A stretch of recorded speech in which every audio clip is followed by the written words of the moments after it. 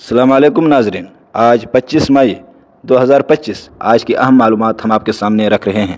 آج DGISPR کی ایک اہم پریس کانفرنس جس میں بتایا گیا کہ پاکستان کا میڈیا مکمل آزاد ہے، حالانکہ بھارت کا میڈیا اسٹیٹ کنٹرول ہے، جبکہ پاکستان کا میڈیا مکمل آزاد اور غیر جانبدارانہ رپورٹنگ کر رہا ہے۔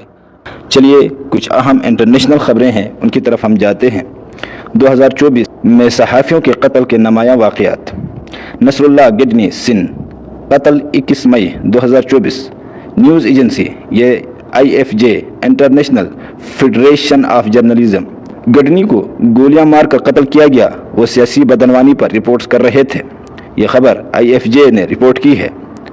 نمبر 2، خلیل جبران خیبر پختونخوا قتل 18 جون 2024۔ انہیں لینڈی کوتل میں موٹر سائیکل سوار حملہ آوروں نے گولی مار کر قتل کیا گیا، یہ report VOA Voice of America دے رہا ہے۔ ملک حسن زیب پشاور قتل 14 جولائی 2024۔ News agency Voice of America again سب کا باپ۔ حسن زیب مقامی کرپشن کے خلاف رپورٹنگ کر رہے تھے، انہیں سر عام قتل کیا گیا۔ نمبر 3، ملک ظفر اقبال رحیم یار خان قتل 12 دسمبر 2024۔ News agency committee to protect journalism CPJ مقامی مجرمانہ نیٹ ورک پر رپورٹنگ کے دوران نشانہ بنایا گیا اور قتل کر دیا گیا، یہ رپورٹ CPJ نے پیش کی ہے۔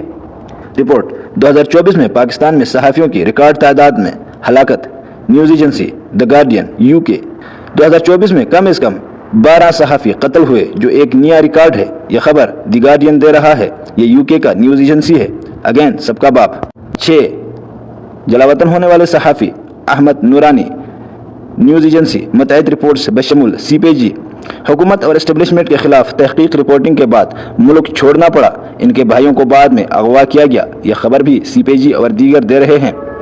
ارشد شریف قتل Kenya 2022۔ News agency BBC news and others Al Jazeera DW Pakistan سے نکلنے کے بعد کینیا میں پراسرار حالات میں قتل ارشد شریف کو شہید کر دیا گیا، پاکستانی میڈیا۔ 2024 میں ایک اور رپورٹ ملاحظہ کیجیے، news agency Voice of America again سب کا ابو۔ میڈیا کی آزادی پر سخت قطعاً متعدد صحافیوں نے ملک چھوڑ دیا، آن لائن سینسرشپ اور ڈیفیمیشن قوانین کے باعث خطرات میں اضافہ ہو رہا ہے، یہ بھی VOA Voice of America report دے رہا ہے۔ DGISPR کے مطابق پاکستان کی میڈیا بالکل آزاد ہے، جبکہ بھارت کی میڈیا اسٹیٹ کنٹرول ہے، لیکن یہ ساری رپورٹس بالکل فیک ہے، یہ عالمی دنیا کی رپورٹیں بالکل بے بنیاد من گھڑت خبریں اور جھوٹی خبریں پھیلا رہی ہیں، ان کے اوپر PICA ایکٹ کے تحت اور دیگر ڈیفیمیشن ایکٹ کے تحت مقدمہ ہونا چاہیے۔ پاکستانیوں سے گزارش ہے کہ ان کا بائیکاٹ کریں، یہ بالکل فیک خبریں دے رہے ہیں۔ آج کے لیے اتنا ہی، انشاءاللہ آئیں گے ایک اور سٹوری کے ساتھ، تب تک دیجیے اجازت، اللہ حافظ۔